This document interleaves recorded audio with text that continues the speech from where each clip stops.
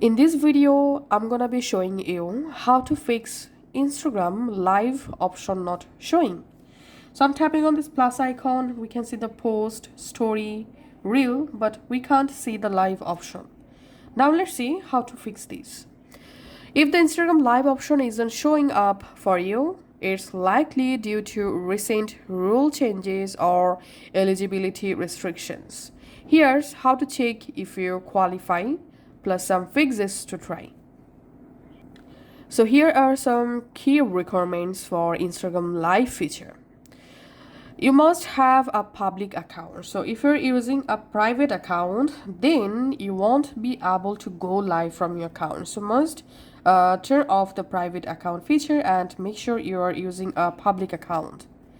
And you need at least thousands followers to go live. So accounts with fewer than thousands followers will see a message saying they are no longer eligible for live.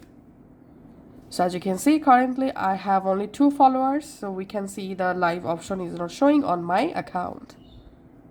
And another thing is, if you're under 16, you may need parental consent to go live.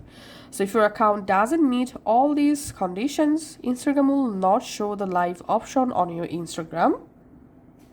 Thanks for watching.